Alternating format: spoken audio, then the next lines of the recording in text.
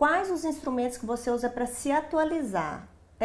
Quais as fontes confiáveis, científicas que você busca para trabalhar com essa seriedade que você trabalha ao lidar com seus pacientes, ao buscar a modificação de comportamento e a melhora da qualidade de vida das pessoas que você atende?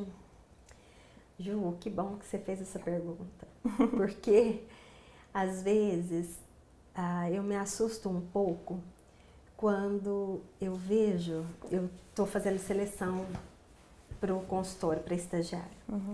E aí, às vezes eu recebo currículo de aluno que foi reprovado nas disciplinas, que passou com média 5, e as pessoas almejando uma grande carreira, e às vezes eu recebo uma nota escrita assim, um comunicado escrito assim, porque eu lido melhor com a prática do que com a teoria. E eu quero dizer para quem está assistindo esse vídeo que não há como eu ser um bom prático se eu não for bom em teoria. Né? Então, e da onde que tem que vir essa minha teoria? Será que a boa forma é a melhor fonte, né? Será que o que saiu no Fantástico é a melhor fonte? Ou o que eu vejo em blogs ou livros? Então, o que a gente tem como rotina aqui na clínica, a gente tem uma rotina de ter um grupo de estudos. Nesse grupo de estudos, a gente discute os casos dos nossos pacientes, casos mais complicados, que a gente precisa de um apoio. E, além disso, a gente discute artigos científicos. Mas artigos científicos que eu encontro no Google, não. Tem que especificar o que é um artigo científico, né? Google então, escolar não conta. Não conta. Então, a gente encontra esses artigos ou no site da Bireme, são os 2 sites que a gente mais busca os artigos. Ou no site da PubMed.com, que a PubMed, para uma revista conseguir ser publicada lá, ela tem que ser de um nível muito alto. Então, os critérios para aquele artigo passar por ali, o crivo disso é muito alto. Então, a gente trabalha com esse tipo de informação. E eu tenho um hábito desde 99 que eu vou ao congresso do Colégio Americano de Medicina Esportiva. Então, esse congresso, ele reúne os maiores pesquisadores em toda a medicina esportiva, não é só em nutrição esportiva, mas cirurgias, concussões, na área de prescrição de exercício, prescrição de treinamento, mas na nossa área é muito forte. Então, os cabeças pensantes do Comitê Olímpico Internacional na área de nutrição estão lá. Então, ali você tem os maiores pesquisadores do mundo e também aquelas pessoas que estão na prática do dia a dia. As pessoas que não têm experiência não conseguem emprego. Vocês acham que isso é 100% verdade? O que vocês pensam disso? Porque eu tenho recebido muito e-mail, vocês viram, gente falando assim, Ju, eu fiz só os estágios na faculdade e nunca trabalhei. E eu nunca consigo meu primeiro emprego. Porque todo mundo quer gente com experiência. 100% assim, 100% fato, né? Nem falo verdade, fato não. Porque o que acontece? Tem muitas áreas realmente que precisam de experiência, que a gente vê no currículo e tal. Mas tem pessoas que vão atrás mais do que as outras, sabe? Eu acho que tem pessoas que um pouco se vitimizam com a situação, às vezes porque não tem o meio de transporte, às vezes porque mora mais longe, né? Porque não tem tanta grana para investir. E eu vejo, eu tava até conversando com uma amiga esse final de semana, o tanto que ela corre atrás, sabe? Ela não tem muitos recursos, mas ela corre atrás.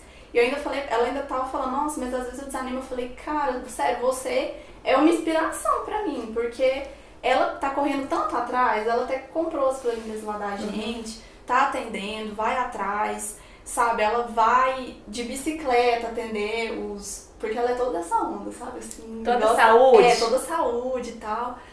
Mas eu acho que é muito de você não se vitimizar, né? E se você quer alguma coisa, você vai atrás. Não importa se você tem experiência ou não, entendeu? Agora, é que nem a Lura tava falando, tem pessoas que querem um emprego, e eu entendo isso, porque precisam de grana quando formam. E aí, provavelmente, da maioria das vezes, elas vão para áreas que não gostam tanto, né?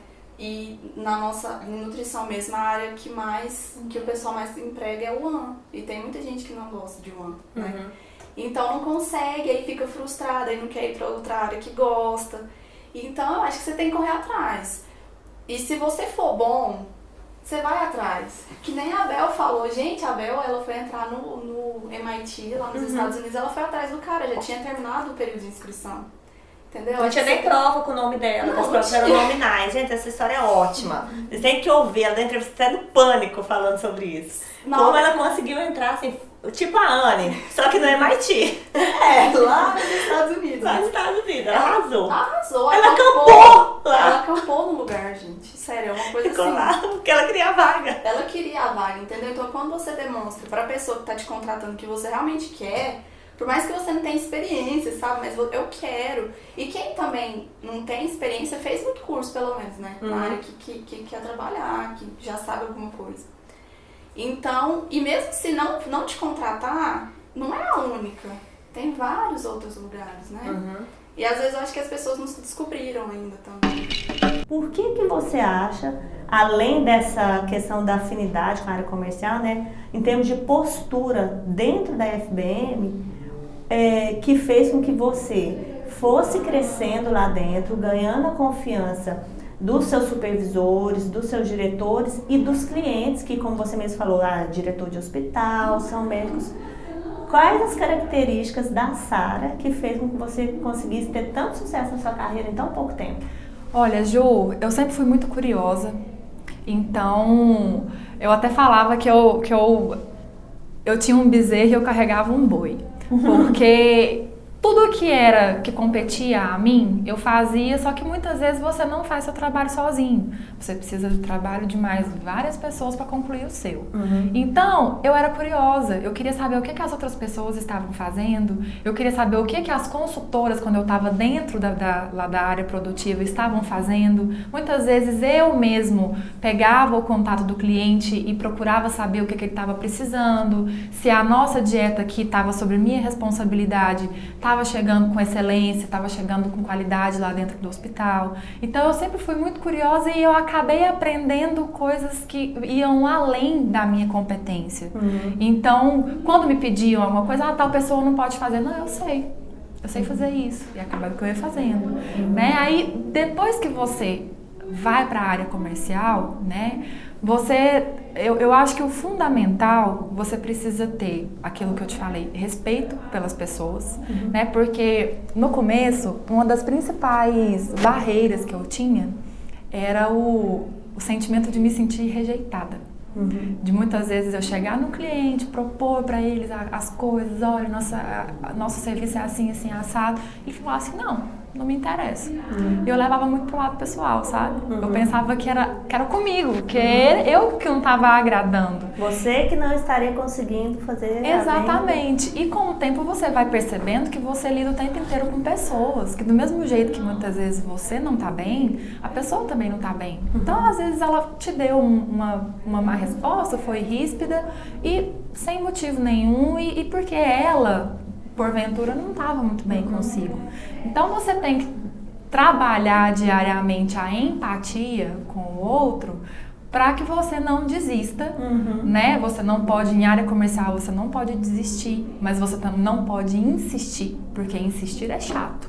Você precisa continuar fazendo o seu trabalho e fazer o cliente reconhecer que ele precisa de você. Não é você querer empurrar goela abaixo a necessidade que você quer, que o seu produto é bom, é isso. É ele que tem que enxergar que o seu produto é bom. Entendeu? Então, eu digo que isso é primordial para você conseguir construir uma credibilidade com o seu cliente e fazer com que ele venha até você precisando daquilo que você quer, que você tem para oferecer. Eu adorei, principalmente a parte que você falou, que você fazia mais do que era pedido para você, porque essa é uma das principais características de qualquer empreendedor. Pode observar que todas as pessoas de sucesso, elas fazem mais do que o que foi pedido para elas. Isso, assim, é sem sombra de dúvidas. E segundo, a parte do medo e da insegurança, porque quem nunca se sentiu inseguro?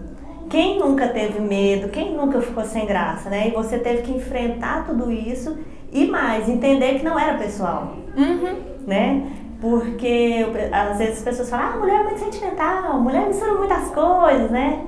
E assim, a gente que trabalha mais nessa parte comercial, marketing, né? A questão da visibilidade, não tem isso não. Você precisa de fato separar as coisas e entender que não é pessoal, sabe? Então assim, isso que você disse, às vezes muitas das pessoas que estão assistindo podem estar sentindo agora, podem ter sentido em alguma situação profissional e que eu espero que lembrem dessa sua fala.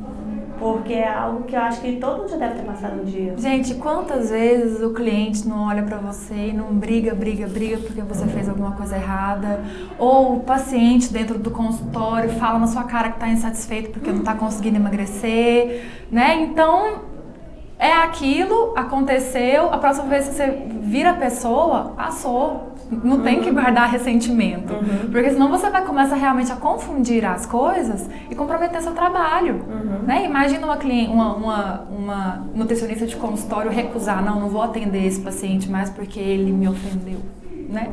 Aí complica, né? Aí vira tudo muito pro lado pessoal. Teve uma vez que me falaram que as pessoas que passam pela cirurgia, como elas passam por uma transformação psicológica muito grande, de uma autopercepção, que assim, que tem algumas que chegam a mudar tanto o comportamento, que começa a dar até estranhamento nos relacionamentos, que tem gente que separa, que percebe que estava numa relação que não era legal, e melhora a autoestima. Vocês percebem isso também, de chegar a esse nível de mudança, ou isso que me falaram não procede? É o que eu comentei, aquela fala que a pessoa fosse, nossa, forte. Justamente, a pessoa obesa, ela engole tudo. Tá com problema, não tô gordinha, né? Então vai, a comida é a válvula de escape, ela vai engolindo tudo isso. Depois não se aceita, depois de operado isso não se aceita, esse estômago operado não aceita isso mais. Então, aí tem pessoas que, não, depois que você operou, você mudou. Agora e as pessoas acham ruim ele ter mudado, né? Agora você fala tudo, né? Agora você tá mandona, mas é porque isso também nela, ela mudou. Antes ela aceitava tudo, né? A obesidade ali era a barreira, né? Ela escondia atrás. Gente, é muito forte. Então é fantástico isso. E agora já aconteceu de casos, a gente já teve paciente que depois da cirurgia houve separação, mas justamente porque isso. Não queria enxergar o problema. Aí depois não teve como, né? O negócio sai. É o que a psicóloga fala. Né? Tem que vomitar o problema, porque não dá pra engolir mais. E aí começa, né? Então não foi porque operou, apareceu problemas. Mas é porque agora... Na verdade é ao contrário, não é porque apareceu problema, só ele ficou explícito, né? Não é que ele surgiu. Ele apareceu no sentido de já existir e ficou explícito. Exato. E aí quer se resolver tudo, né? Quando eu cheguei em Viçosa, por sorte a professora ela tinha voltado de uma viagem que ela estava nos Estados Unidos fazia uns 2-3 dias, quase que eu perco a viagem nesse sentido. Porque eu não tinha conseguido contato com ela antes, eu não respondia meus e-mails justamente porque ela estava viajando. Quando eu bati na porta dela, ela me reconheceu, lembrou de mim e tudo mais. Falou, é o seguinte... Você sabe que ela não te reconheceu gratuitamente, né? Porque a sua postura foi diferente da postura da maioria. Eu sabia de uma coisa. A gente sabe que internamente há uma certa preferência para alunos que estão no programa.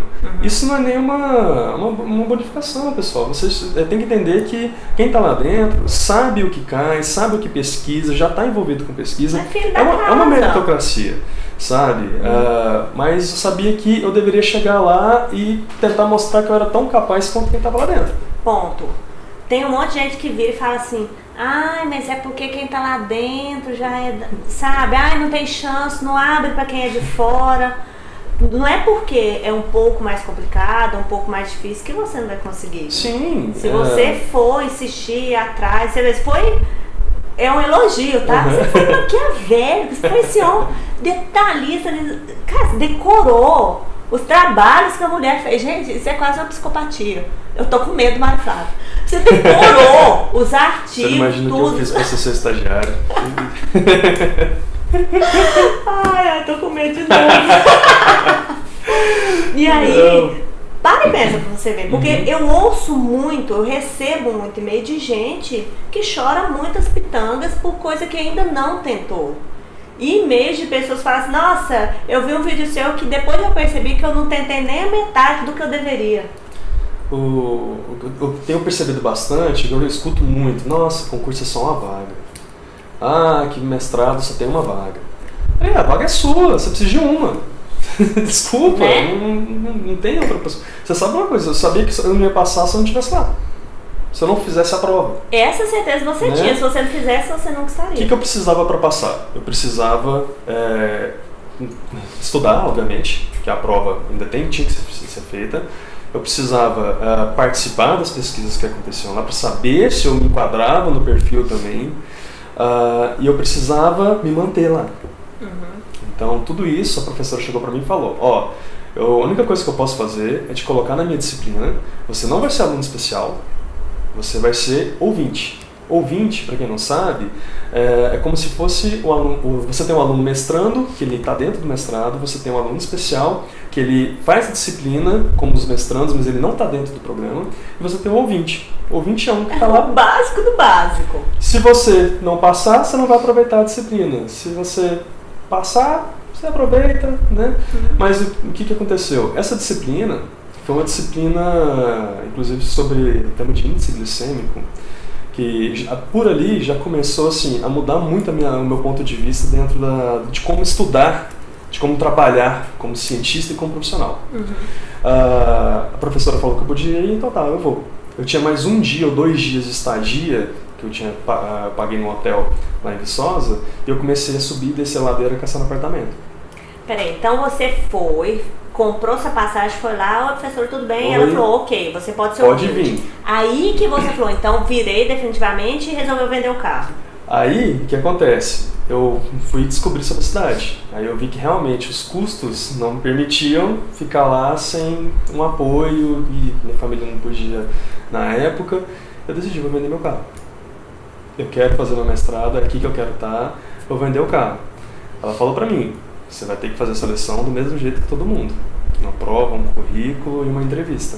Que aconteceria em maio ou junho do ano. Então isso era janeiro. Eu sabia que eu ia ficar de janeiro a maio, junho, sem nada, né? Só por conta do dinheiro do carro. E que se eu não passasse, eu tinha perdido o carro e eu ia voltar para casa, eu ia ter que decidir alguma outra coisa. Eu confesso para você que eu não tinha planejado o pós, pensar assim, o que eu vou fazer depois. Eu realmente, meu planejamento, minha meta era, vou passar no mestrado. Você acreditou que você ia passar Eu vou ponto passar no acabou. mestrado. Não existia outra possibilidade pra você. Nesse momento não existia outra possibilidade. Por quê? Porque para eu tomar todas essas decisões, se eu contasse com um erro, no momento também, talvez falta um pouco de maturidade, mas naquele momento, pensei, se eu contar com erro, eu não vou. Você ia ter medo. Eu vou ter medo.